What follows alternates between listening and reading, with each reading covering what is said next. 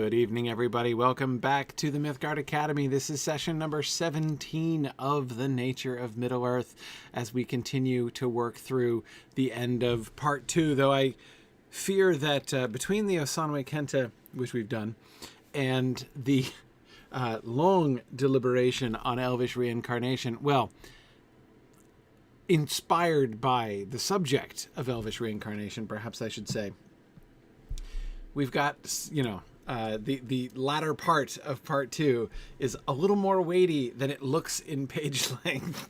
So we'll see. We may end up tarrying here at the end of part 2 a little bit longer than I expected, possibly. That chapter on Elvish reincarnation really, it is fun in so many ways. We'll get to it. I hope we'll get to it. There's still a bunch of things from before that we didn't quite get to yet. But we will see how we do. Before we get started, though, I wanted to make a quick announcement. It is... What is it? It's February. It's February, and just this past week, just on Monday of this week, we posted our new set of confirmed modules for space, our space program, and I just wanted to share that with you this evening in particular. So you can go to signumuniversity.org/space, and you can find our lists of imminent modules, our confirmed modules, and our upcoming candidate modules for April, which are down here below the candidate modules, and there's lots of really fun ones there. I wanted to draw your particular attention to a couple of the confirmed modules for March. There's a bunch of fun things going on. But two I wanted to particularly bring to your attention is first, we have a new Tolkien module being taught this month by Sarah Brown called Tolkien and Alchemy, looking at the ways in which alchemy can be seen as sort of a metaphor at play in The Lord of the Rings. Really fascinating stuff with Sarah Brown, so fun Tolkien discussion there. And then hieroglyphics. This is we have a new language module that's running. We've been running a cohort of Latin students who are very enthusiastically learning Latin. We have a cohort of students who are learning Old English, which is really cool. And we have a new cohort of students who are starting off ready to learn Egyptian hieroglyphics, how to interpret Egyptian hieroglyphics. Really fun thing. So again, all of our space modules, this is not asynchronous stuff. These are not just like recordings or something like that. All of these are scheduled sessions. You'll be getting together with a small group of like-minded students and a dedicated professor working through this stuff together in a casual, low-impact, but really fruitful learning environment. Our space students have been delighted by the space experience so far, and we've been so happy to see it. So, Egyptian hieroglyphics, that's one of the ones I am most excited about that we are starting off. We've been offering that for a while, and we've had some interest which just never lined up in the same month before, so we finally got everything together so that we could start a hieroglyphics cohort here this coming month, which is pretty fun. Anyway, yes, and there's some really cool stuff coming up. Bjarnasonar is pointing to the history of anime module that's happening in April here. Lots of really cool stuff. So I'll talk more about the candidate modules probably next week, but really fun thing. Anyway, so wanted to recommend that to you. Please do go check out the space schedule and see what is on tap here. You can look at all the rest of the things on tap for March and what's coming up for April. Definitely wanted to invite you there. All right, let us get back into things here. So, where were we? We were at the end of the Osanwe Kenta last time, and we caught up to the dramatic conclusion, which was awesome. Now, picking up here in chapter 12, there was, however, one element in the design of Eru that remained a mystery: the children of Eru, elves and men, the incarnate. These were said to have been an addition made by Eru himself after the revelation to the primal spirits of the Great Design. They were not subject to the subcreative activities of the Valar, and one of the purposes of this edition was to provide the Valar with objects of love, as being in no way their own subject, but having a direct relationship to Eru himself, like their own, but different from it. They were, or were to be, thus other than the Valar, independent creations of his love, and so objects for their reverence and true, entirely unself-regarding love. Another purpose they had, which remained a mystery to the Valar, was to complete the design by healing the hurts which it suffered, and so ultimately not to recover Arda unmarred, that is, the world as it would have been if evil had never appeared, but the far greater thing, Arda healed. Okay, so much fun stuff here. This is the reason for the children. So first, we are told that the children of Eru are a late addition to the plan, right? He says they were said to have been an addition made by Eru himself after the revelation to the primal spirits of the great design. So after the vision that they receive, right? So there's the music, and then there's the vision. After the vision, and the vision is taken away, that's when the children of Eru get added to the mix, right?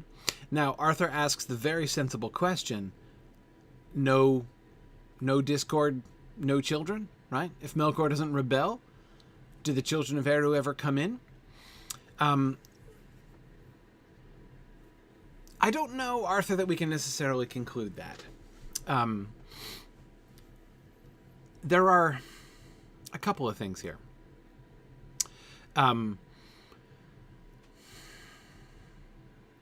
Note that there are a couple, all right, as I say, there are a couple things. First, he specifies they're an addition made after the revelation. Second, he specifies they're not subject to the subcreative activities of the Valar. Right? That is, they're not part of what the Valar are in charge of. Not directly. They're not part of the subcreative activities, like, the elements and mountain ranges and things like that, right? These things, the material of which Middle-earth is made, are, kind of created for, to be raw materials for the subcreative activities of the Valar, not the children, right? Not the children. Their relationship is supposed to be of a particular kind. But notice how this adds up not to just be a description of the nature of the children of Iluvatar, but one of the purposes of it, of the children, right? There are two purposes that he cites. The second one, Arthur, is the one that he, where he's talking about healing the hurts of Arda, right? And that one certainly does seem explicitly oriented towards a post-Melkoran situation, right? If the Discord of Melkor hadn't happened, then there certainly would be no need for the healing of the hurts of Arda. But I am not convinced that that means that there would have been no children necessarily, had there been no hurts to heal, right? Because there are hurts to heal, this is now one of their purposes. But I think they might have had other purposes as well. I think that the other purpose that we can see, that first one, the one he describes first, seems to me to be the primary one. And I really loved this idea because on the one hand, he's saying something which is very similar to something that's said in the Ainulindale. That is, in the Ainulindale, we get a description of the response of the Valar to the children, right? They love the children. They love the idea of the children, right? Because they are things which are like themselves, but other than themselves. And so, and in them, they can see the mind of Iluvatar reflected in new ways. Remember, there's that stuff that's said about what the Valar think and feel about and towards the children of Iluvatar, right? That's there. And he's almost saying something like that again. It's almost saying the same thing again. Those elements are there, and yet there's more, right? And way that he characterizes the Moor seems to me very important, especially in the context of what he's talking about, free will and all of this important stuff. Look carefully again at how he describes this.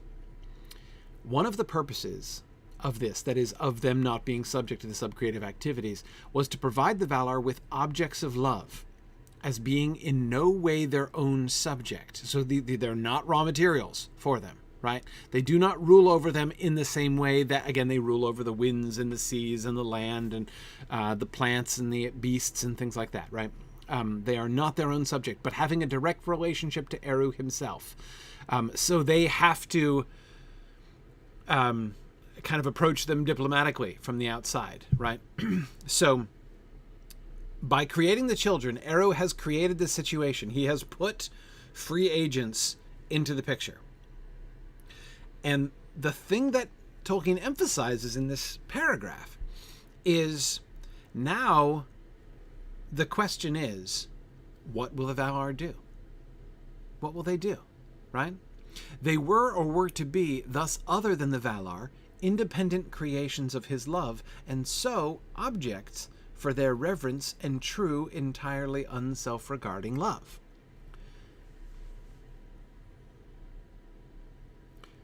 They are there to be objects of love.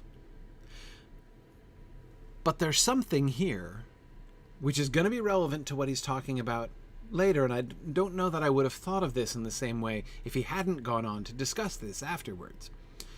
But notice there's an implicit alternative here. The purpose, what the plan A, right? What Eru's intention for the relationship with the children is that they should be objects of true, entirely unself-regarding love, right? That's the plan. But their existence creates the potential for other choices, right? Not only are the children of Iluvatar themselves free agents, right? But they also create choice, right? I'm going to make a dangerous parallel. Dangerous only because it's not explicitly referred to in the text here, so this is an extrapolation on my part. If you think this is off base or you don't think it works, then you're welcome to reject it. But what I couldn't help but think of when I was reading this paragraph was the tree of the knowledge of good and evil in the Garden of Eden. The tree of the knowledge of good and evil is not a bad thing, right? And it doesn't cause Adam and Eve to sin. But Adam and Eve don't sin if it's not there, right? What it is it presents a choice. Like they have to choose. When either they're going to obey or they're not going to obey, right? They don't. They can't just kind of carry on by accident. You know what I mean? The children of Eru seem to create a similar situation for the Valar. Okay, there are these children. They are other from themselves. What are they going to do? Are they going to react to them, to treat them, to be towards them as Eru intended? Are they going to make them objects of entirely unself-regarding love? Or not? Right? Or not. We know what is the most sort of classic, right, essential evil activity or manifestation of evil in Tolkien's world, right? Like the classic paradigm of evil is the desire to dominate the wills of others, right? I mean, and we were just looking at that with, within the Asanwe Kenta with Melkor and his desire to overcome the unwill of creatures, right? He wants to dominate their wills. We know that the desire to dominate the wills of others is at the absolute heart of the whole Ring of Power gambit, right, by Sauron. This is like the things that evil creatures, it's like the classic thing that evil creatures do, desire to dominate, control others, to see something that is other from yourself, and to say, I want to control that. I want to make that I want that to worship me, right? I want to be master of that thing and for it to obey and to serve my ends. Or not. Or are you going to show entirely unself-regarding love, right? Which is the exact opposite of that desire to dominate, where you are regarding self so fully that you disregard utterly the rights, significance, integrity, right? Everything about the otherness, essentially. They're other. They're creatures of their own, right? Worthy in their own way. Notice that what they're supposed to be objects of is not only true love, but reverence. Objects of reverence. That doesn't mean the Valar are supposed to worship them, right? But what they are supposed to revere is that direct relationship with Eru himself. They are from Eru. They reflect the mind of Eru just as other of the Ainur do, right? Not in the same way, in a different way, right? And therefore something new that they can learn from. That's what they're... But again, the opposite of that is what Melkor is going to do. But there are other mistakes that you can make, right? It's not Melkor or nothing when it comes to this. In this way, they're a little more complicated. But do you see what I mean about the parallel to the Tree of the Knowledge of Good and Evil? Again, it's not exactly the same, obviously, in lots of ways, but in the sense that just as in the Garden of Eden in Genesis, we see this, what was that phrase? Bjarnasonar, exactly. The opportunity to sin, right? The opportunity to sin is there, right?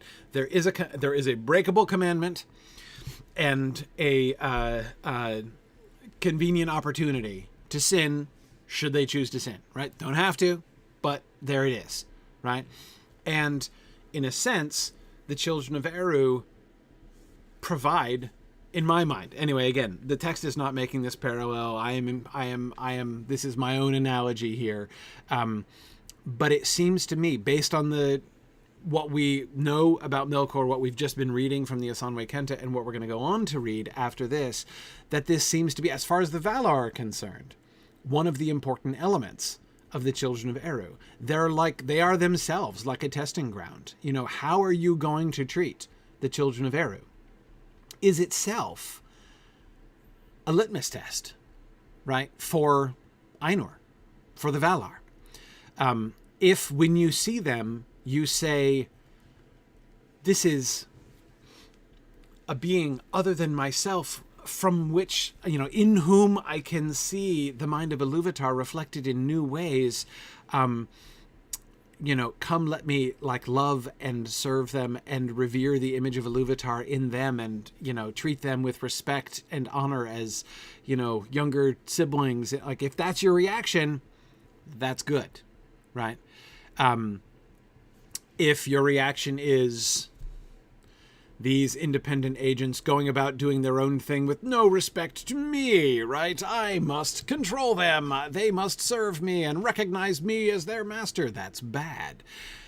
But there are middle grounds as well between those two things, right? It's not just... it's not simple.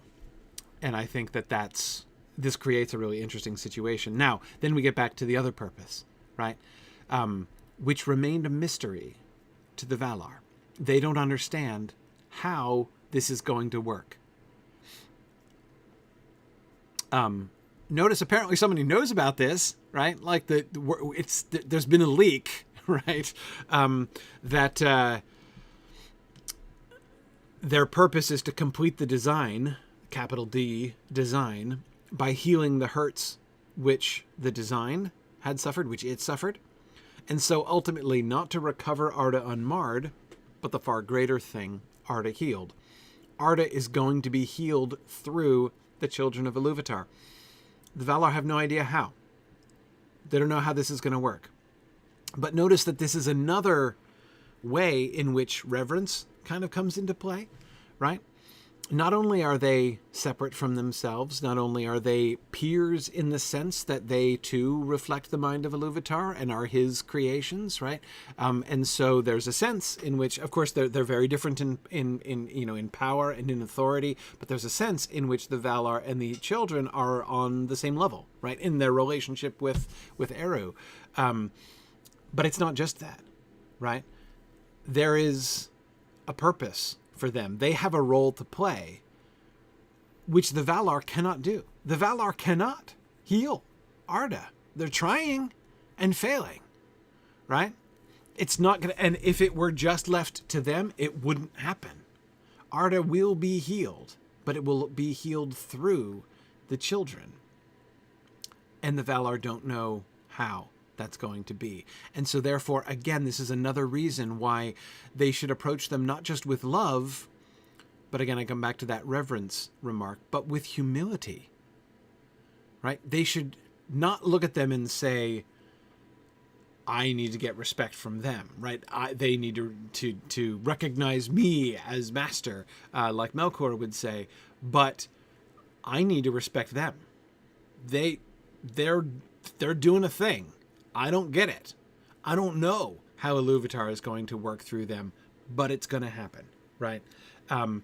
And that's really interesting. And yes, Christopher, I think we can see something of a glimpse of this, perhaps, in the Ainulindalë, that reference to the children participating in the second music. Yes. Yeah.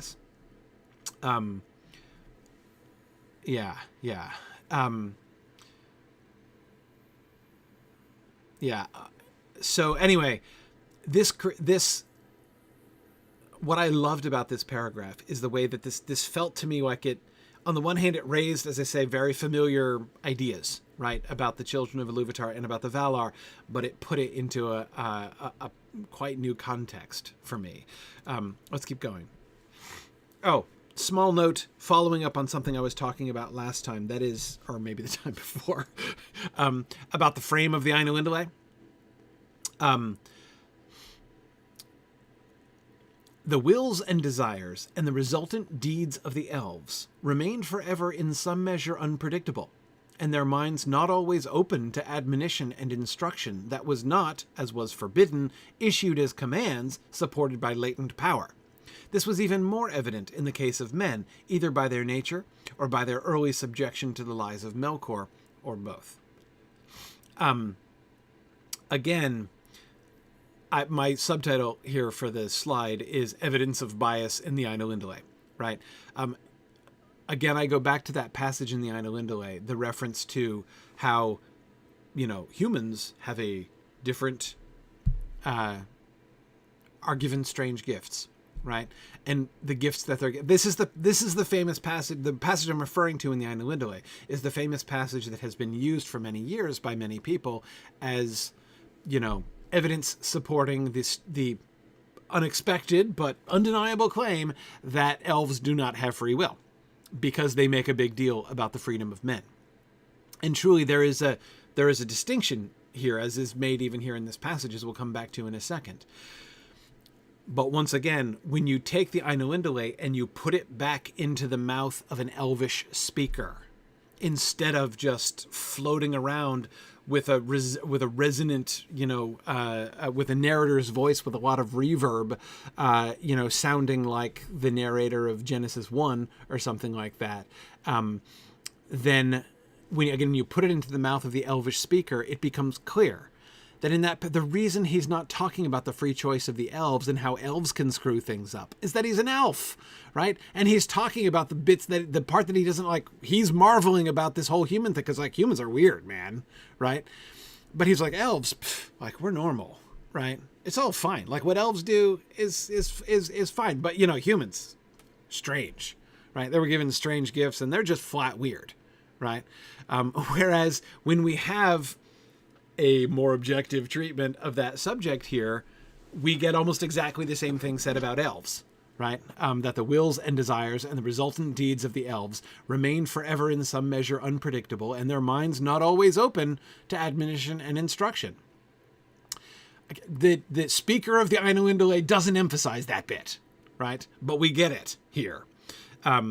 And I think that's, again, it makes such a profound difference in the reading of the Ainulindale to hear it as an elf speaking from his elvish perspective, right? And again, when it's not, we see the elvish free will, very explicitly discussed here, are unpredictable to the Valar, right? And their minds are not always open to admonition and instruction. They don't always, you can try to, you can tell them, but they won't always listen, right? You can teach them, but they won't always learn, right?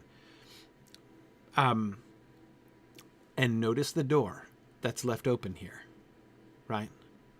Not open to admonition and instruction, that was not issued as commands supported by latent power. Sometimes, they're just not open to instruction, unless you lean on them, right? I mean, if you're a Valar and you're looking at these children, they just don't listen. And you can see because, you've been around the block a while. Heck, you made the block, right?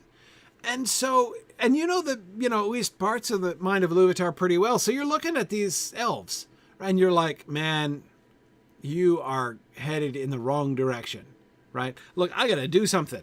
Look at that person screwing up his life and the life of the people around him, right? And I've tried to tell him, and he's not listening, right? So, what are you going to do?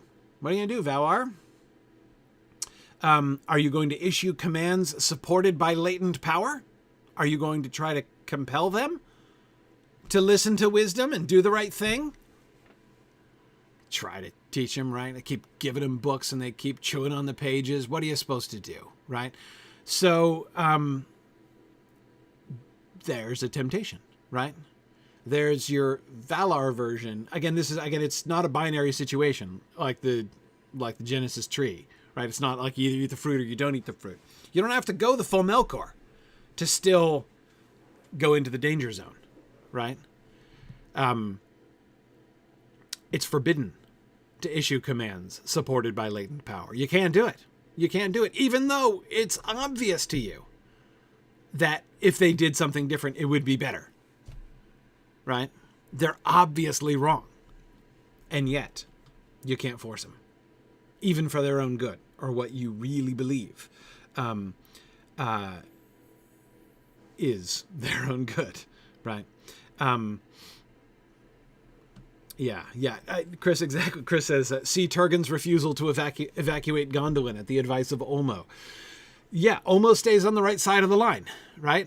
He admonishes, he instructs. Notice he not only did that, he forewarned, right? He told them in advance that the day would come, right? And then later on, he prepared them for the admonition in advance, then delivers the admonition in an unmistakable way, right? With the whole, suit of armor and everything else, right? So that there can be no doubt this is totally admonition and instruction directly from Olmo himself, right? Just like he told you he was going to do. And yet, yeah, there he goes, right? Decides he wants to stay. Yeah, Michael says, I just had a disturbing image of Manwë saying, let me make you an offer you can't refuse. Exactly. You can't do it. You can't do it, right? And not if you're Manwë. At least Manwë's not going to do it, right? We know he doesn't do it. But it's not that he doesn't have the choice. And it's not that he doesn't have the temptation to do it, right? But then we get to men. This was even more evident in the case of men. Notice he doesn't say it's more the case. He doesn't say they're freer than elves. He says it's more evident in the case of men, either by their nature or by their early subjection to the lies of Melkor, or by both. Maybe humans, and so what is even more evident? The unpredictability and the mind's not always open to admonition and instruction. I assume that's what he's referring back to, right? Those things. Again, it's not that humans are freer. It's that either by their nature or their early subjection to the lies of Melkor, it's more evident. It happens more often. It's more evident. The humans do screw up more often. That's you can't deny it, right? When you look at the records, It's not that elves can't, and it's not even that they don't. But, your average elf screws up less often than your average human. I mean, that's just kind of what we see, right? Yeah. But you see the temptation. Again, looking at this from the Valarin point of view, you can see the temptation, right? You can see how easy it would be to take the first step. You don't have to be the Dark Lord of all from day one, right? You don't have to be Melkor from the start. And then, of course, we see they do, in fact, make mistakes, right? Here is the clearest statement of the wrongdoing of the Valar in the Invitation of the Elves to Valinor that I ever remember reading, that Tolkien ever wrote. There are other places where he points to it, other places where he says that those who say it speak with the tongues of Melkor, right? So he kind of went back and forth on this, or there's a diversity of opinions on this subject. But this is the clearest and strongest statement of this that I ever remember reading. This is said because the invitation given to the Eldar to remove to Valinor and live unendangered by Melkor was not in fact according to the design of Eru. It arose from anxiety, and it might be said from failure in trust of Eru, from anxiety and fear of Melkor, and the decision of the Eldar to accept the invitation was due to the overwhelming effect of their contact, while still in their inexperienced youth, with the bliss of Aman and the beauty and majesty of the Valar. It had disastrous consequences. Disastrous consequences. It had disastrous consequences in diminishing the elves of Middle-earth, and so depriving men of a large measure of the intended help and teaching of their elder brethren, and exposing them more dangerously to the power and deceits of Melkor. Also, since it was in fact alien to the nature of elves to live under protection in Aman, and not as was intended in Middle-earth, one consequence was the revolt of the Noldor. They have nobody but themselves to blame. The Valar, I mean, for the revolt of the Noldor. And again, this goes back to, you think of Feanor's speech, right? The speech by Torchlight that he makes when he incites the rebellion and leads the Exodus, right? Those things that he says against the Valar, which are said in, hatred of Morgoth, and yet with, in them, the lies of Morgoth are at the root of many of them. Remember all that stuff. He's not wrong. Like, he's not completely wrong. His statements about the Valar are not simply unjustified. And they couldn't have been made if the Valar hadn't made this mistake in the first place.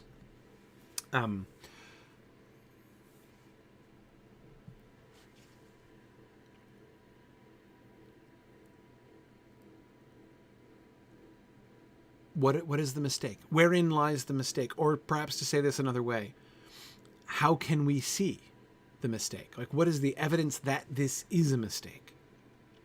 Well, first we see the cause of it.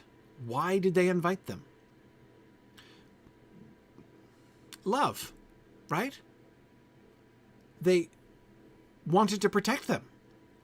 That's good. They were supposed to love them. That's what winning looks like, remember? Right? But notice there's something missing here. They got the love part. What did they miss? The reverence. The objects of reverence. They had a purpose, the elves did, which the Valar, should have respected. They should have respected the elves more. They should have revered the elves and their purpose, and they should have revered Eru himself more. Their anxiety, oh no, Melkor might do bad things to the elves. Oh no, if we go to war with Melkor, maybe the elves are going to be destroyed. Really? Spell this out, Valar. Are you really saying that your concern is that you're going to end up thwarting the entire design of Eru? Like, oh, Eru made these children, but we don't know what's going to happen. Like, if we go to war, bad stuff might happen, and so, maybe they'll all die. and Eru's purpose will be entirely thwarted. Really? Really? That's your worry? You think that's going to happen? That, I believe, is what Tolkien means here when he says failure in trust of Eru. They shouldn't have had anxiety and fear of Melkor. They should have had more trust in Eru. That maybe he realized that Eru, that is, right? Maybe Eru was actually aware of the fact that he was putting them on the same continent that Melkor was, right? Maybe that wouldn't have been a news bulletin to him. Maybe that was part of the plan, right? Maybe, indeed, it was part of what was designed to help them achieve their purpose, right? And instead, the Valar say, no, we know better, right? Better safe than sorry. Let's bring them over here to protect them, right? Thus, going the straight way towards thwarting the purpose of the children that was intended by Eru in the first place. They weren't meant to live under protection in Aman.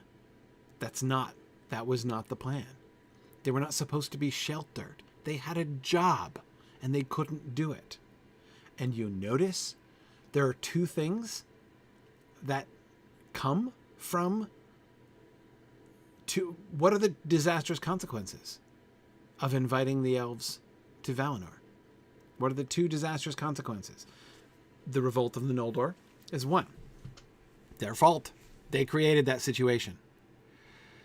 Again, why? It's the desire to be back in Middle-earth. That there is a sense in which the Noldor are right. It's not, I mean, like, how you do it matters, right? I'm not saying Feanor is justified, but it's also not a coincidence that they have this desire to go back to Middle-earth, right? The attitude, there are issues, right? But this whole situation comes about because the Valar have deprived them of what, in fact, they were designed to do, right? But notice the other thing. This is a huge deal. Remember, we were just saying that elves and men are very similar, right? In how they remain unpredictable and their minds are not always open to admonition and instruction, right? They sometimes do, make questionable choices, right? Even if you tell them otherwise. And that it was more evident in the case of men. Why? Why is the average human more likely to make bad choices than the average elf? In part because of their early subjection to the lies of Melkor. And why is that? Diminishing the elves of Middle-earth were diminished. There are fewer of them. They took away the huge portion of the elves out of Middle-earth was supposed to be full of elves who would have been there to help the men when they were born, right? And so depriving men of a large measure of the intended help and teaching of their elder brethren, and exposing them more dangerously to the power and deceits of Melkor. Eru had a plan. The Valar screwed it up. And the fall of man is partially their fault. It's what happens, right? When you mess with the plan, right? When you think you can improve on the plan. In their case, as I would say, based on the vocabulary of the earlier passage, showing love but not reverence, right? And then notice the red flag that occurs in the middle of this, right? They should have known better. They knew the rules. Remember the rules? It is forbidden to issue commands supported by latent power, right? They can't use force. They can't use force. I mean, they have the power to force them. I mean, they're stronger than they are, right? That is, the Valar are stronger than the children. They could compel them. Not overcome their unwill, which is inviolable. That's not what I mean. But I mean, they can force them to like stop doing stuff or make them do stuff, right? But that's forbidden to do. And yet, in a sense, that's what they do. Why do the elves go to Valinor? Most of them. Why do they go? Due to the overwhelming effect of their contact while still in their inexperienced youth with the bliss of Aman and the beauty and majesty of the Valar. The ambassadors? Bad idea. Horrible idea. Orome showing up, revealing the beauty and majesty of the Valar, right? Bringing some of them over. Of course they went back saying, oh man, Aman, we must. No, they weren't supposed to. They weren't. What were they supposed to do? How? And again, they're invited. It's not even just like the road was laid open to them. They were invited, and they were invited forcibly enough that for elves to disobey, to refuse that invitation, is not great. Right? Remember, we were looking at ways in which the choice of the Avari is not a virtuous choice. It was almost like an act of rebellion. But that situation was only created by the Valar screwing up in the first place. Yeah, once the Valar made the invitation, then the refusal to go over is generally done for poor reasons. I mean, like they were putting the elves in an invidious position. If the elves submit, which they could scarcely help but do because they were overwhelmed, right? If they submit, as again they were almost compelled to do, then they are failing of their purpose, right? That's bad. And bad for them. Not bad of them, but bad for them, right? But if they refuse, well, that's bad of them. And that would seem to harden their heart, even potentially towards Iluvatar himself. Like, that puts them in a state of rebellion now.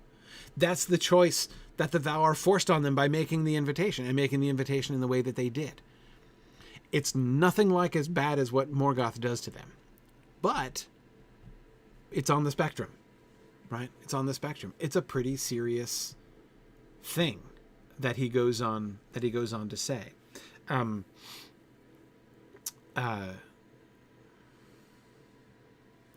Yeah.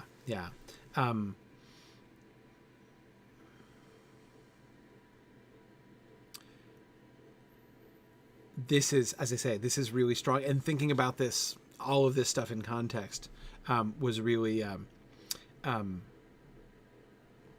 mind-blowing to me. Now, next chapter. Thinking about spirits. There's lots of talk about spirits and what, different kinds of spirits and things. Here's one thing that I found very interesting that I wanted to make sure we talked about the breath of Manwë. But the Eldar held that spirits, the more as they had more native inherent power, could emit their influence to make contact with or act upon things exterior to themselves, primarily upon other spirits or other incarnate persons via their Fear, but also in the case of great spirits, such as the Valar or Great Maiar, directly upon physical things, without the mediacy of bodies normally necessary in the case of Ferondi or incarnates. Okay, let me pause, make sure we're all following this here, right? One thing he's saying is that spiritual creatures can, spirits can interact with other spirits, right? That's normal. Remember how he said at the beginning of the Osanwe Kenta that one spirit is always aware of the presence of other spirits, right? Like, you might kind of be dulled to it because of your body, right? Filtered through your body, it kind of deadens the signal a little bit, but your spirit is always like aware of the presence of other spirits. All spirits are aware of the presence of other spirits. So all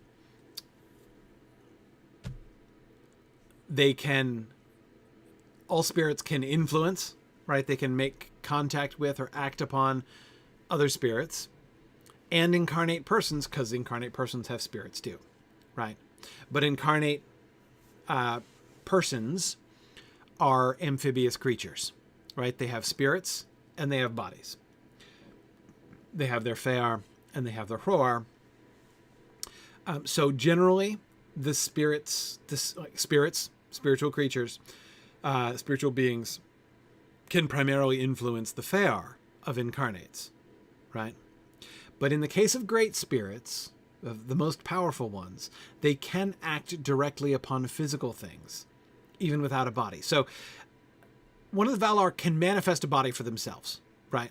Fake body, right? It's not a real body. It's not really incarnate, but they can make it's a real body in the sense that it has real substance, right? They can eat and drink and all that kind of thing, right? They can eat, drink, give you a hug, punch you in the face, right? They can interact with things physically. Or I guess in the case of Tolkas, right? Like put you in a full Nelson and then put you in chains afterwards. But they can sometimes, even without bodies, work directly upon physical things. So this can happen. They can directly, in their spiritual forms, impact physical things. But this is unusual, right? Doesn't usually happen. Only the great spirits can do it, and it doesn't usually happen. To describe this whole interaction thing, they used, but by deliberate symbolism, taken, e.g., from such cases as their breathing upon a cold or frosted surface, which was then melted, the Thu, or Su.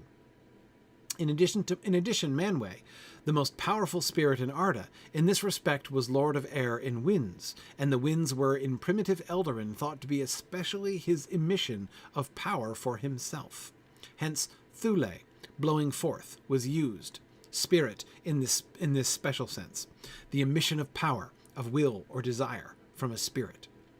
So the wind, the breath of Manwë, is the wind, right? This is an example of it. He's the most powerful spirit in Arda, and in this respect was the Lord of Air and Winds. So metaphorically, symbolically, they compare this interaction between a spiritual thing and a physical thing. It's like when you can see the mist of your breath upon a cold or frosted surface, right?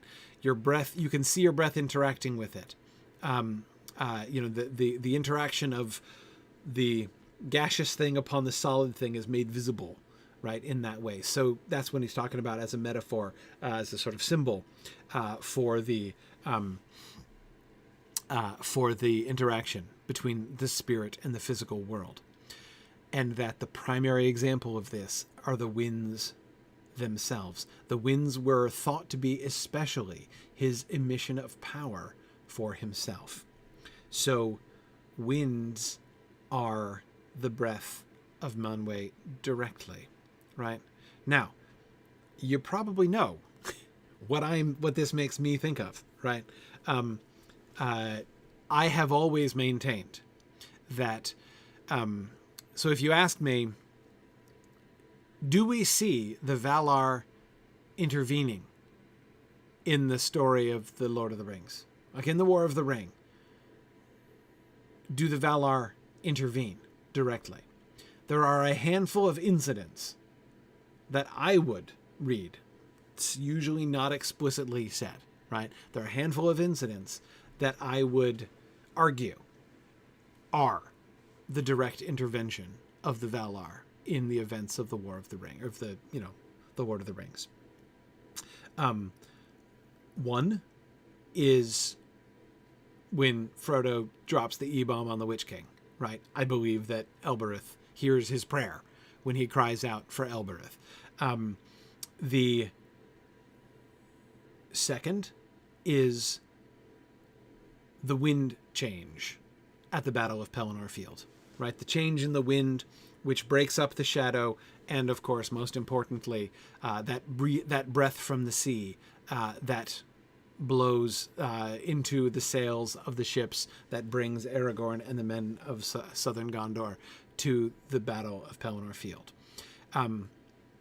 I think there is indirect evidence in the text of the Lord of the Rings itself to support this reading, but it's very indirect. I could never prove it.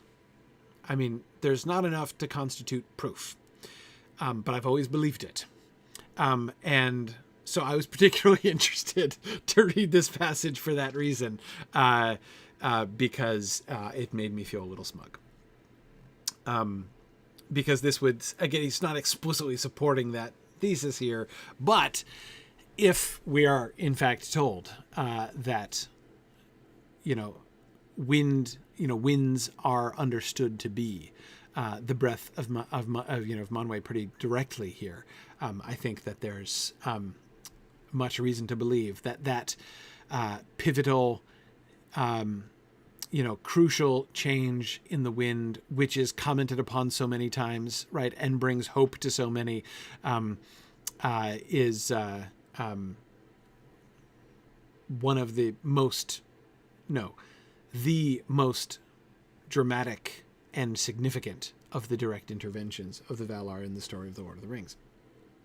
Anyway, okay, the Eldar still hold that winds may be, and the handwriting starts to deteriorate. The Eldar still hold that winds may be such, and not all are naturally made, so that the air is easily disturbed by direct will, or alternatively, that something of such power may seem to incarnate like a wind. In other words, they hold this is still true, right? Not all winds are natural, just happen for no reason, or just happen as a pure cause of apparently arbitrary natural causes, right?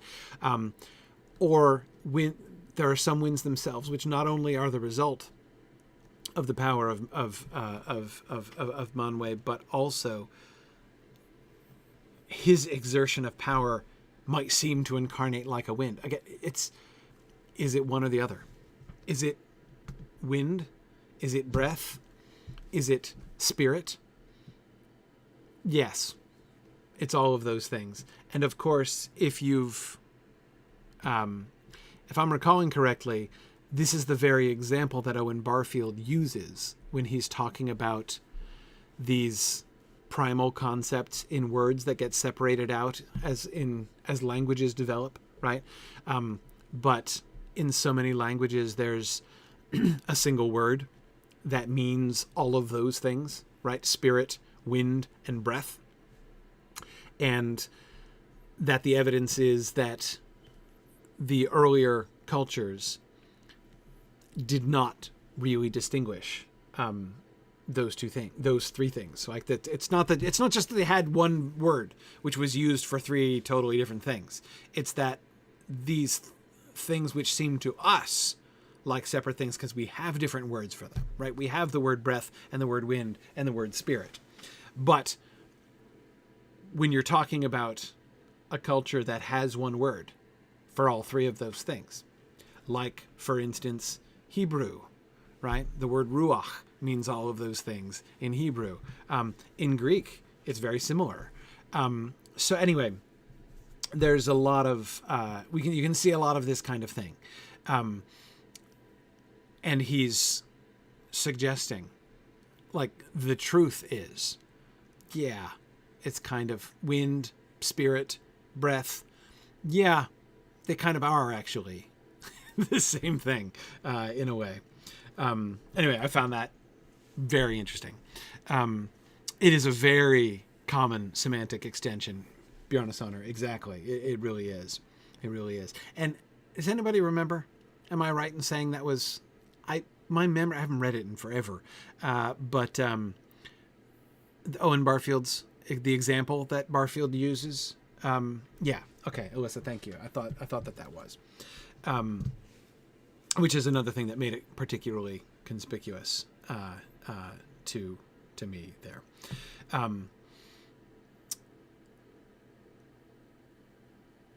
Bjarnasonar, yes, on very different grounds. In some way, he's talking. I mean, not talking about primitive Eldarin thought, but I think there's definitely a relation there, or rather that we see Tolkien embodying the same kind of idea within the Elvish languages themselves. Okay, anyway, all right. more stuff on the rules of engagement here for the Ainur, going back to some of the stuff we were looking at before. This direct action upon things was held to be quite different from direct calling of attention from other spirits. All right, so like if you're going to act as a spirit, if you're going to change stuff, if you're going to affect the physical world directly, it's a different game than just interacting with another spirit, right? You can call out, so you can communicate with another spirit, right? That's free. It's free action, right? But direct action upon things, different situation. The latter, that is the calling of attention from other spirits, the latter was a natural operation within one mode of being, it being the nature of spirits to be aware of one another. That's like what they're for, right? The former, that is the direct action upon things, was an exhalation of dominance of one mode over another. I mean, it's what it is. Manwë was forcing all that air to move, right? He was forcing all that air to move. He was making stuff happen directly. There's dominance involved, right? Now, it doesn't mean it's necessarily bad or wrong, right? I mean, the wind from the sea did eventually assert its dominance over the pall of shadow that Sauron had, and that was welcome, right? And yet, he made stuff happen by blowing that wind. Again, my interpretation. Can't prove it. The former was an exhalation of, so the direct action upon things was an exhalation of dominance of one mode over another. And according to the Eldar, all exertions of dominance make demands upon those who exert the power. Something of their spirit is expelled and transferred to the thing in a lower mode. Love this. You following that? What happens when you make something happen? When a spirit exerts dominance over physical matter, it takes something out of you. It takes something out of you. You have to expel something of your spirit in order to make that, because there's a transfer. It's like a transfer of energy, right? In order for the spirit thing to interact with the lower mode in this case is physical being, right? Physical matter. In order for the spiritual thing to transfer, to make something happen with that lower mode, they've got to, it costs something. That's not the natural expression. It's not the natural operation of their mode of being. One spirit communicating with another, that's how things normally work. But if you're going to cross the border between spirit and the physical, if you're going to make something happen, it's going to cost you. Right? There's that's not a neutral exchange.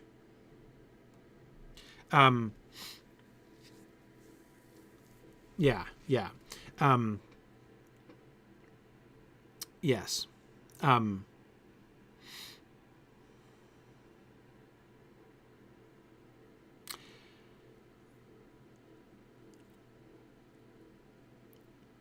And you can see what he's setting up, right?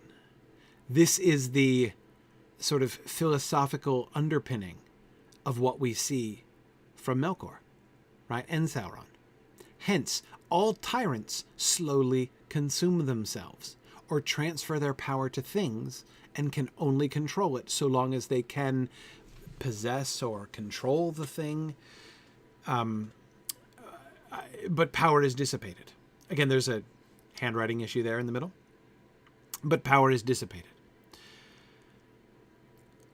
When Melkor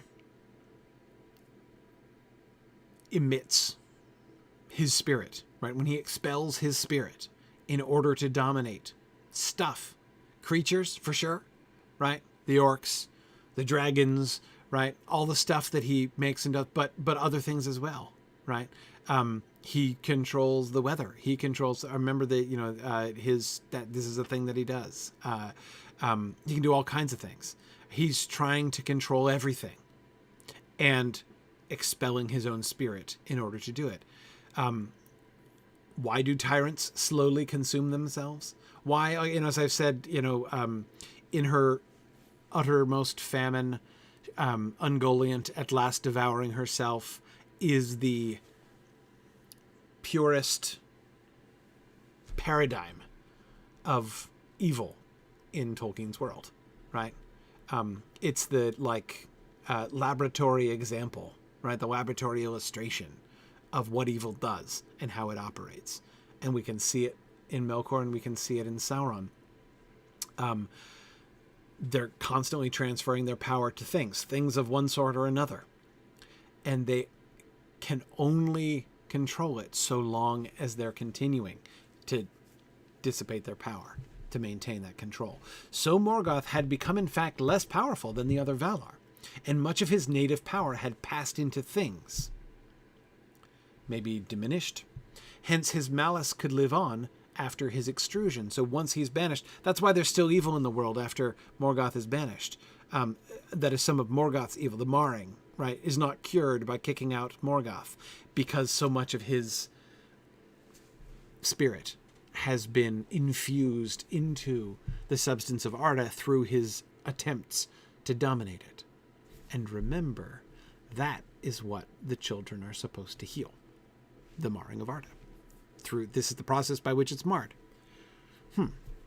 The words used to describe this action or emission of power were derived apparently by analogy from emission of breath, and such physical phenomena as breathing upon frost which melts.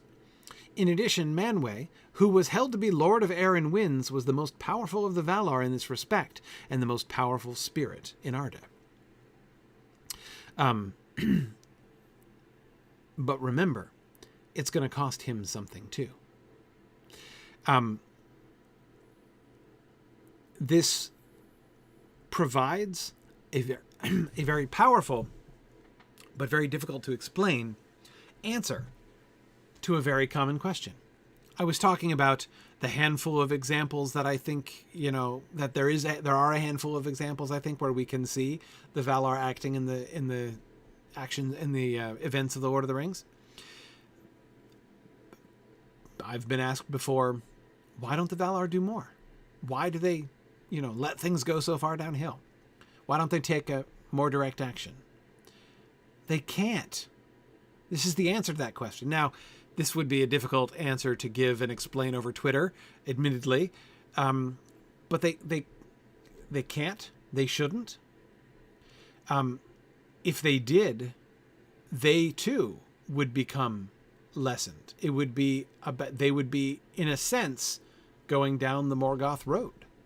They're not supposed to exert dominance over people and events. Remember, back to my Garden of Eden parallel, right? Back to the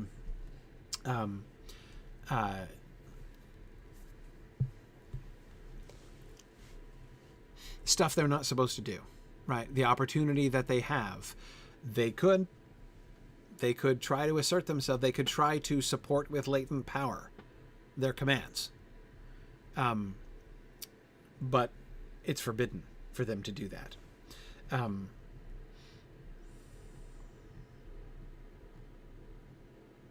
Yeah.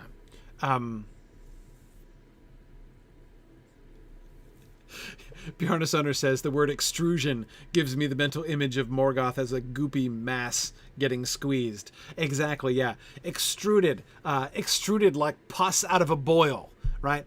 So when Melkor is kicked out into outer darkness, they finally lanced the boil of Middle-earth and squeezed the pus out into outer darkness. That's exactly, I think, the fittest metaphor for the banishment of Morgoth. And I have to admit, not one I'd ever had in my mind before. And I'm trying to decide whether my life is the richer for that now. I'm not sure that it is. But at the same time, I don't think it's a wholly inappropriate metaphor either. Yeah. Anyway, yeah. Now, great, Brian, that's an excellent question, and I was wondering this too. How is this different from all the work the Valar did to shape Arda in the beginning? What turns it into domination? I don't know. So on the one hand, yes, they do have the power to shape stuff, like making the mountain ranges is not, crossing that line, right? Not crossing that boundary. Now, clearly acting in such ways as to sway events that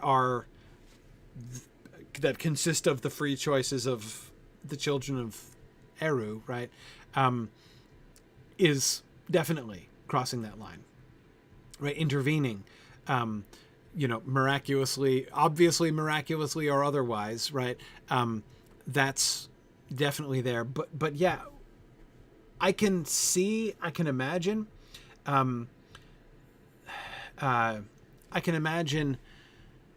can see the difference from the Valar point of view, right? Between trying to do something to influence the events and choices of, the incarnates, versus just shaping the world like they're supposed to, right? As sub-creators. Manwë would be not telling the truth, right? If he were like, yeah, it was just part of my sub-creative plan to have a wind blow up in that direction that day. It had nothing to do with the battle. It was a fun coincidence, right? The impact that it had on the Battle of Pelennor Field. No, just not true, right?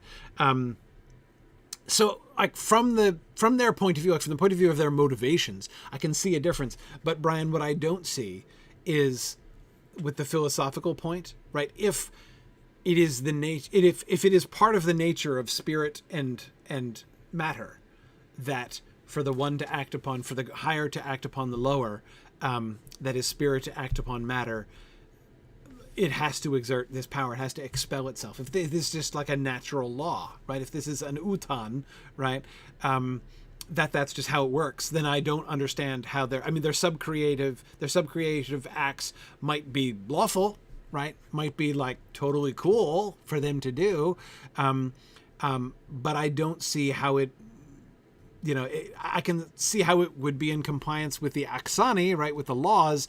But I don't see how it, of what I'm understanding is that he's describing an utan, like the way things work, right? The way things operate. So I don't see. I don't understand. Maybe, okay, Stephen says the text says tyrants transfer power and can only control it, that is, control the matter, as long as that power is transferred. The Valar are not trying to maintain control, so maybe they use power but not transfer it? Maybe.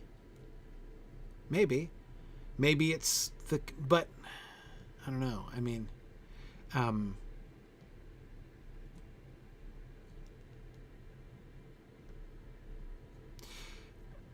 Transferred to the thing in a lower mode, right? Hence something of their spirit is expelled and transferred to the thing in a lower mode. I can't help but I'm thinking of Newton's laws here, right? Like in order to overcome the inertia of a solid body, they've got to exert energy. It takes energy, right? It takes something out of them. And once they've done it, it transfers that energy to the object, right? So if there were a boulder which they wanted to start rolling, or say a ship they wanted to start pushing up a river, it takes energy, right? They have to expel power, something of their spirit, in order to make that happen. Now, Stephen, I think that it would, if you wanted to carry on doing it, right? If it was your job, if it was your intention to control the movement of these ships for, permanently, then you'd have to carry on doing it. It would be a continuous drain. But I don't see how it makes it not a drain at all, just to start them moving in the first place, right? I can see how it's lesser, but I can't see how it's not at all one.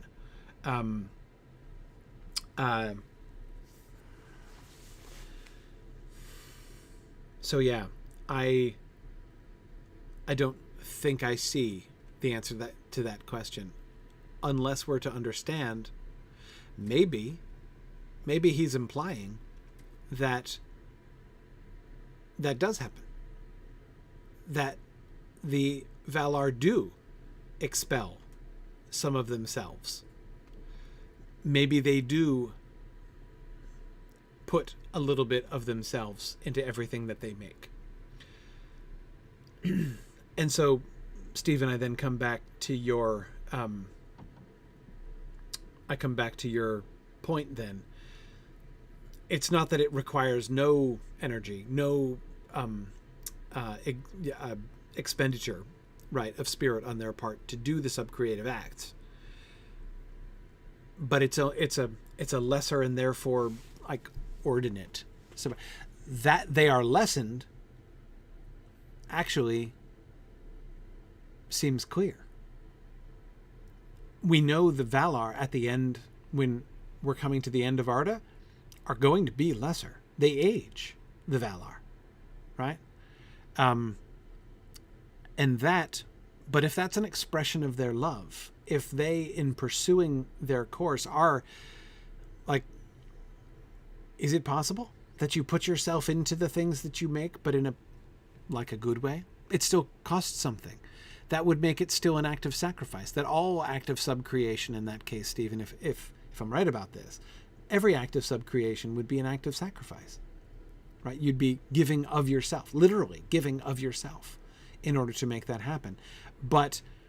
And they were designed, the Valar, I mean, are designed, why do they have so much in the first place? Why are they so great? Well, so that they have enough to do their job, right? To do the subcreative work that they're meant to do. And if they do it ordinately, if they do it according to the Axani, then it will hold out, right? They're not going to become a weakened shell of themselves, a weakened nihilistic shell of, himself like Morgoth did, right?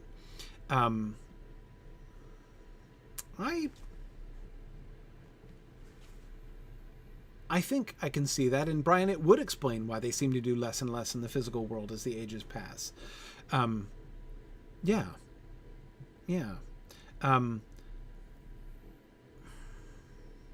Because I don't see any loophole in that sentence about the exhalation of dominance of one mode over another. I mean, it is an act. Shaping a mountain range is an act of dominance, right? You're taking that matter and you're making it,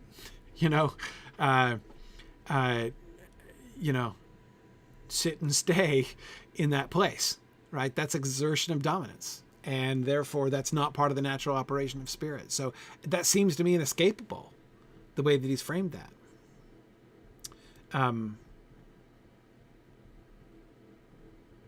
Yeah, but it does really, doesn't this offer a quite radical new way of looking at that question? Why don't the Valar do more, right? Why are they so lazy, those Valar? They're wise, and it's not selfish of them, right? Oh no, I gotta conserve myself, right? But if they were to submit to that, their love, their expression of love, has to be kept within the bounds of the Axani. The Axani are there for a reason, right? The laws are there for a reason. And if they stay within those bounds, then they will fulfill their purpose, right? They will be happy and healthy and everything will work out. But if they exceed it, like tyrants, right, they will slowly consume themselves. So if they cross the line, it's not, even if they cross the line with a good intent, as we see them cross the line when they invite the elves to Valinor, right? It's a different axon, right?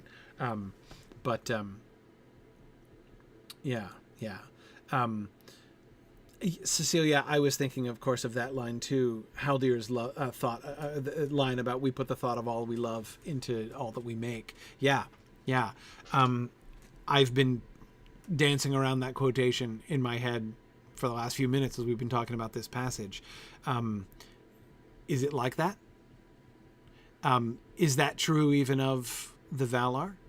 Or, sorry, even of the Eldar, in some sense?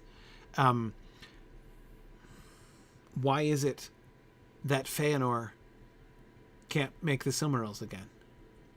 Why is it that Yavanna can't make the trees again? Right? they're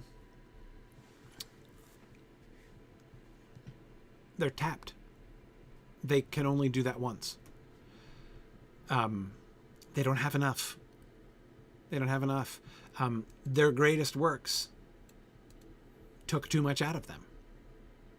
And there's not enough left for them to do it again and remain them.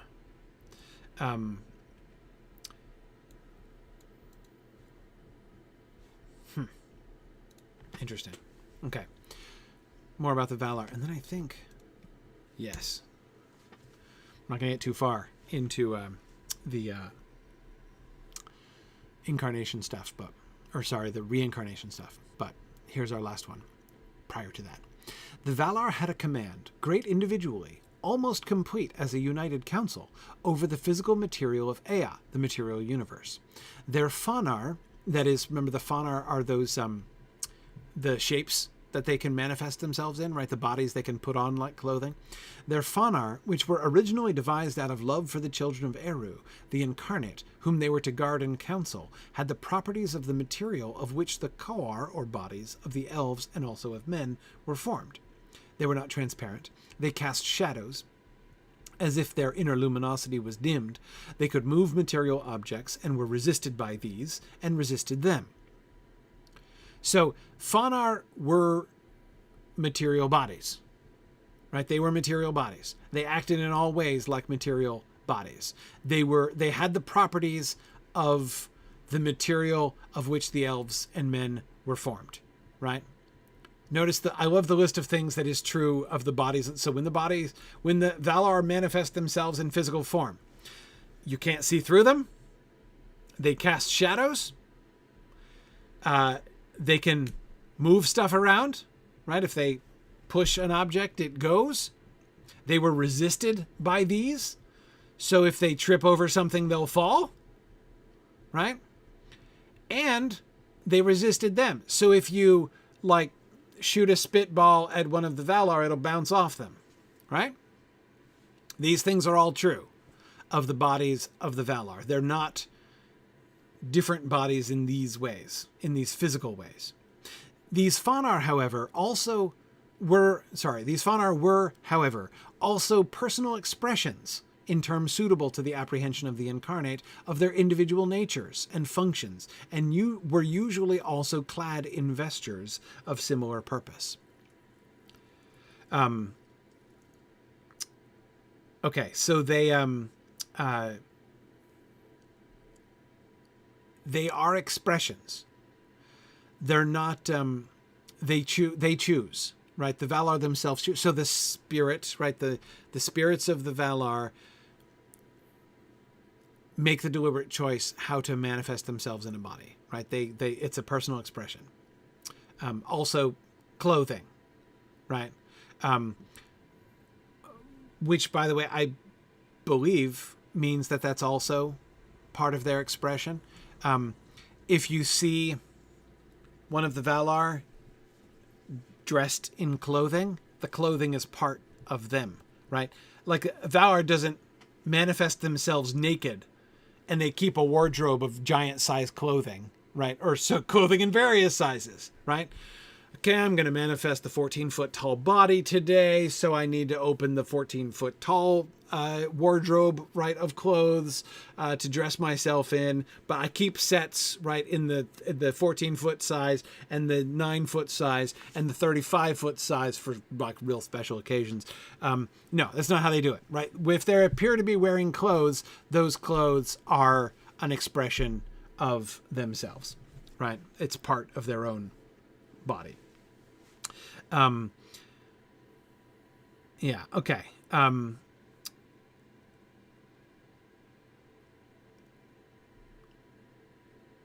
All right, let me finish reading and then I'll say what I was going to say. But it is often mentioned in the legends that certain of the Valar and occasionally of the Maiar passed over the sea and appeared in Middle-earth, notably Orome, Ulmo, and Yavanna. The Valar and Maiar were essentially spirits, according to Elvish tradition, given being before the making of Ea.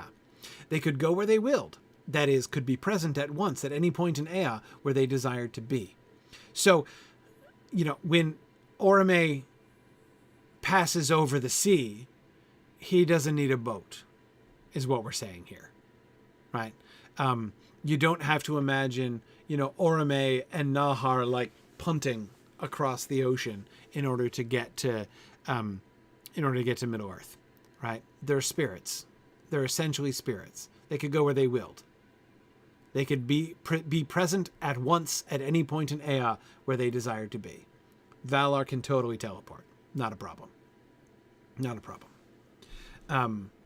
It takes Orome some time to he's got to cross the sea and get back across the sea when he's bringing elves with him, right? If he's got ambassadors in tow, now he can't just teleport, right?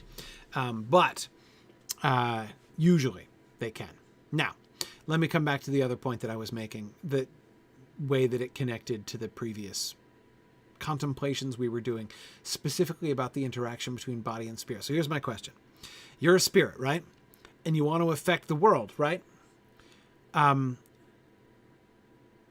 it costs something, as we were discussing, right? If you're a spirit and you're going to try to act upon, you're going to exert some kind of dominance, even benevolent and appropriate dominance over matter, it's going to cost you something.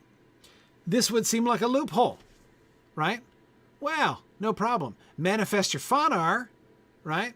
Now you're physical substance, right? So look at all this. They can move material objects and be resisted by material. Like they can pick stuff up. They can bump into things, right? They can bounce off things. No problem. So is that a loophole? Is that a loophole? Can you manifest your Fanar and therefore thereby interact with the physical world without any difficulty, right? I don't think so. In fact, we know so. Remember what we read earlier on, right? About how manifesting your fauna is addictive, right? Remember? It's habit forming. And if the more you use your fauna to interact with the physical world, the more tied to it you're going to become. Like Melian, right? So it does cost them something. It's not the same. It's not the same thing, but it still costs them something. It still lessens them. It makes them subject. It binds them to matter, which is, again, not exactly the same thing as expelling your spirit in order to exert dominance over matter. But I think it's not wholly unconnected either. I think that both of them are costly in that way. Exactly, autoflagellator. Interact with matter. It is true that getting married, conceiving, and bearing a daughter is an intense way to interact with matter. Yes, it's true. It's true. Yeah.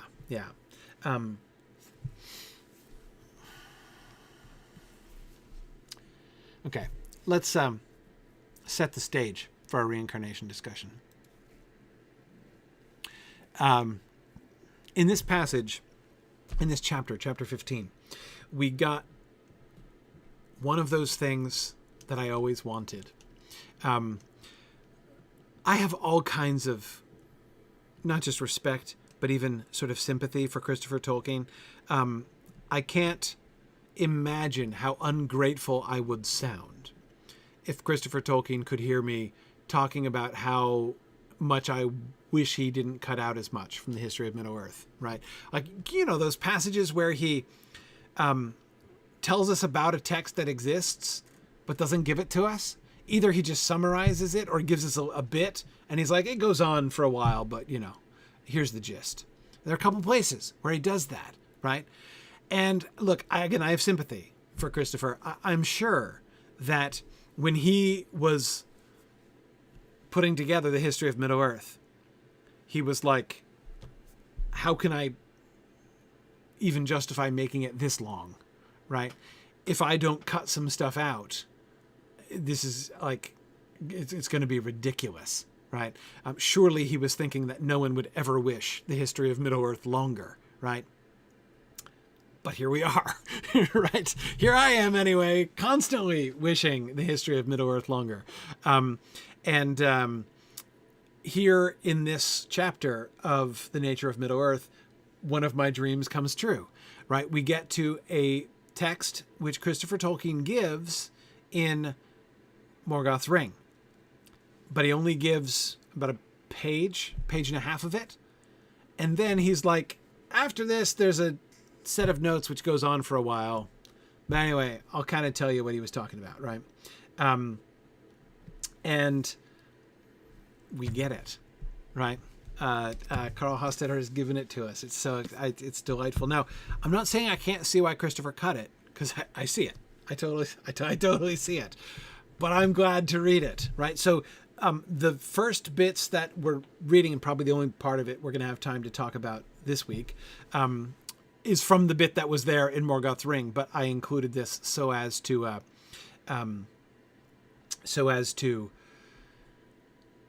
set up what's going to come later. Manwë spoke to Eru, saying, Behold, an evil appears in Arda that we did not look for. Thy firstborn children, whom thou madest immortal, suffer now severance of spirit and body. It's the death crisis, right? Muriel has died, and oh man, like, talk about headaches, right? And here's poor Manwë not knowing what to do, so he's consulting. It's an Eru consult on the death question. Many of the Fear of the elves in Middle-earth are now houseless, and even in Aman there is one. Muriel. The houseless we summon to Aman, to keep them from the darkness, and all who hear our voice abide here in waiting. What further is to be done? Is there no means by which their lives may be renewed, to follow the courses which thou hast designed? And what of the bereaved, who mourn those that have gone? So you see the problem, right? You see the problem. Look, plainly, Manwë's like, it's obvious. You designed elves to, they're supposed to be around and to be in Arda for the rest of Arda, right? And yet they're dying. Like, not, of old age or anything, but like they get killed sometimes. The spirit is severed from the body. It just happens. Sometimes weirdly, like with Muriel, but whatever. Anyway, like, accidents occur. But now, and now we have this obviously undesirable situation where the houseless spirit, which is not okay. It's not okay for it to be houseless. It's not safe on its own. You designed them to be body and spirit joined together, and now here they are, deprived of their bodies, wandering around. We're taking them in. We have a shelter for houseless spirits over here in Aman, but they just have to wait? They just have to stay in the shelter for the rest of Arda? What about the stuff that they might have done if they hadn't fallen off the cliff? Or whatever. This seems an unsatisfactory situation to Manwë, right? Eru answered, Let the houseless be rehoused. Manwë asked, How shall this be done? Eru answered, Let the body that was destroyed be remade, or let the naked Fea be reborn as a child. All right. Two options, right? Two options. The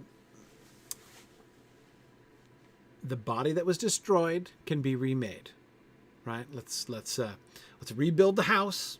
They're houseless. Let's start a housing project. Or let the naked Fea be reborn as a child. So we can either remake the house or we can recycle the spirit.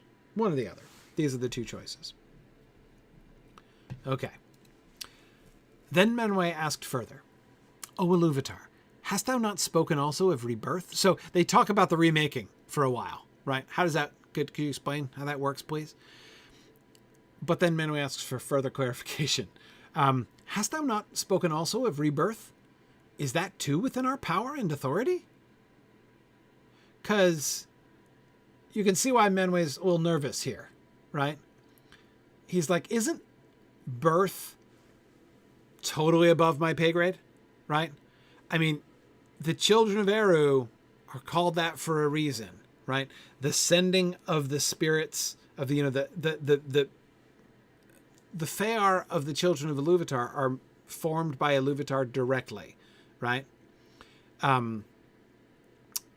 And he sends them into the world when new incarnates are born, right? And so Manwë's like, we don't have access. How can we put somebody on that particular assembly line when we don't have access to that factory, right? How can we, I mean, is that within our power and authority? Both. He's not certain about either one, right? We should do that. And can we do that? Eru answered, it shall be within your authority, but it is not in your power.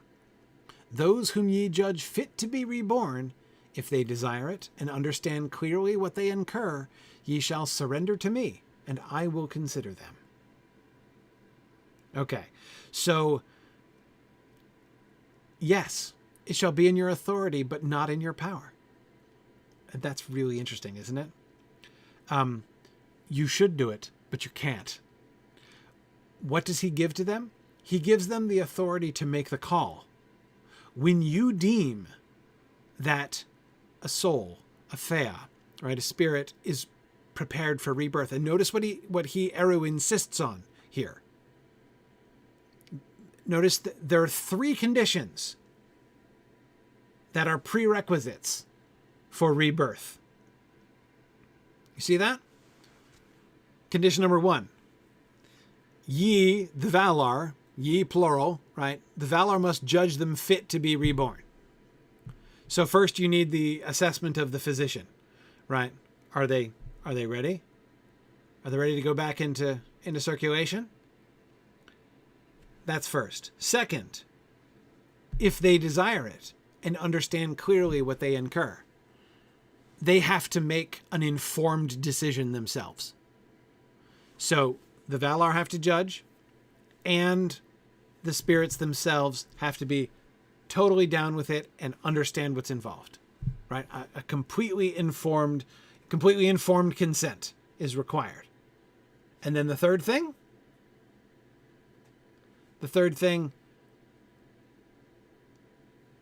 Eru's approval, right? He doesn't say, ye shall surrender them, those ye shall surrender to me, and I'll make it happen. That's not what he says. And I will consider them. Eru seems to me to be reserving unto himself veto power here, right? Do you see what I mean? Do you think I'm right about that? Right? I will consider them. He doesn't make any promises. They can't do it. They can't make it happen. The birth process is out of their control. Eru's in charge of sending Fear, right? Whether he's going to add one of these rebirth Fear to his queue or not is his call. But he won't do it unless those other 2 conditions have been met, right?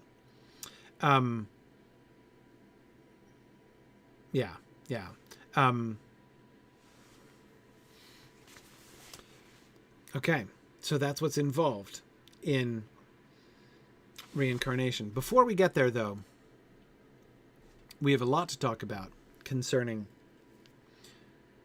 matter. Well, hang on. One more before we get there. Maybe I can do this. Hey, look at that. I still have time. The Valar were troubled, not only because of the case of Finwë and Miriel, but because of the Avari and of the Sindar. For Middle-earth was perilous to bodies, and many had died even before the Eldar came to Aman. And they discovered that, though those Fear that obeyed their summons were safe from the darkness, to be naked was against their nature. Therefore, the dead were unhappy, not only because they were bereaved of friends, but because they could do no deed, nor achieve any new design without the body. Many therefore turned inwards, brooding upon their injuries, and they were hard to heal. Their injuries, were hard to heal. So, okay.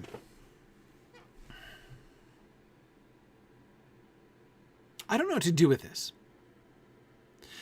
But doesn't there seem to be an obvious parallel involved here?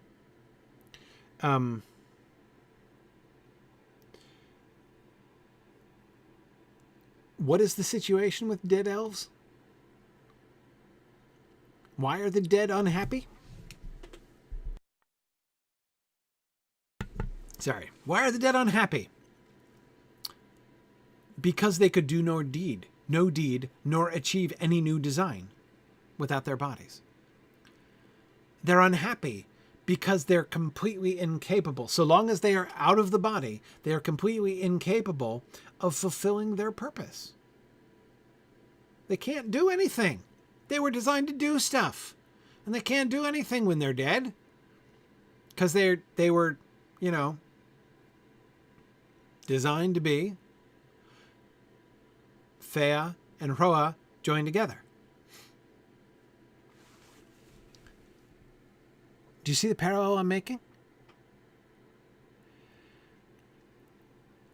Elves brought to Aman by the Valar when they issued their invitation, right? The elves who physically travel to Valar, and to Valinor rather, and live there, right, to Aman, and live there with the Valar. They also are thwarted of their purpose, right?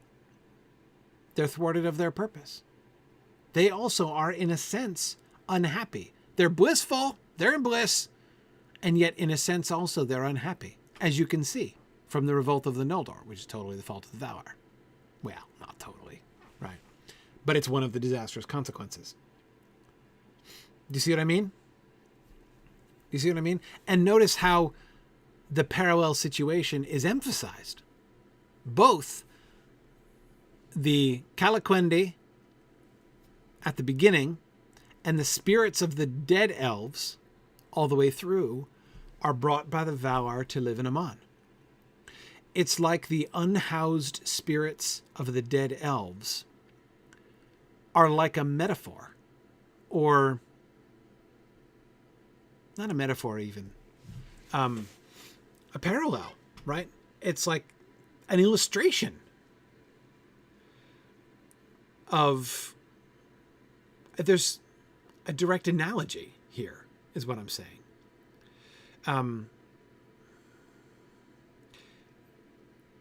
And what I can't get over is the fact that now the Valar have put themselves permanently in the business of importing elves. Useless elves, in a sense, right? Unhappy elves.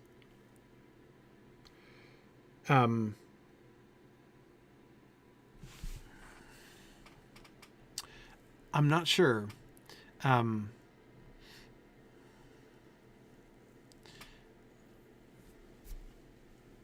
not sure exactly what to make of this. I don't think it's wrong.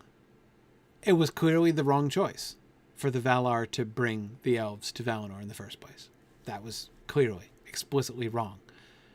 Thwarting the purpose of the elves.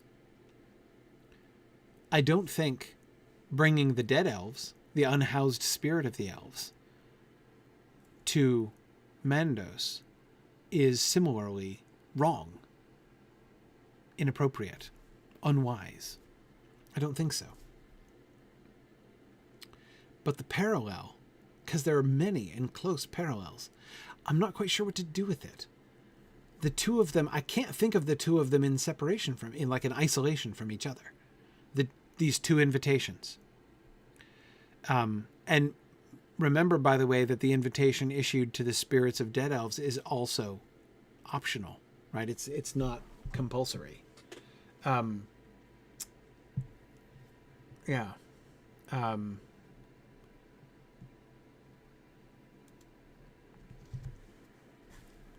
don't know. I don't know what to do with the parallel. there feels like almost like an irony in the two things, right? As if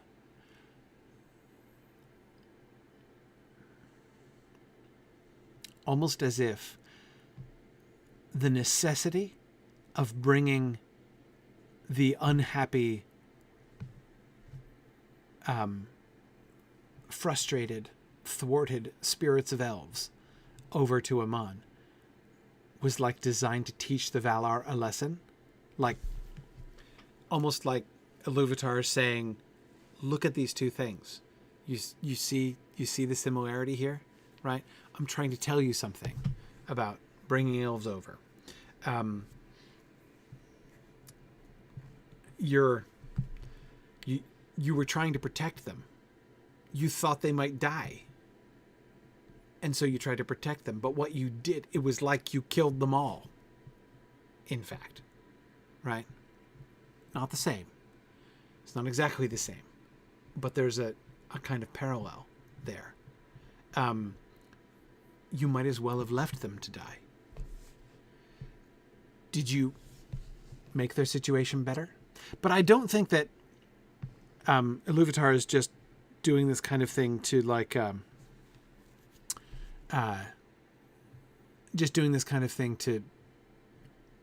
beat on the Valar, right? I don't think this is just Iluvatar beating the dead horse, right? And being like, I'm going to tell you again how dumb that idea was.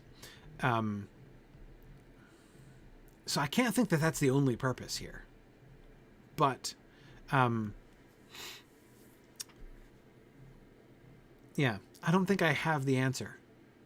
Maybe someday I'll figure it out. Of those two parallel things. But it's very close. I feel like Fiverr when he is describing trying to bite bark that's protected by wire. That's exactly how I feel. I totally am with Fiverr on that. Anyway, all right.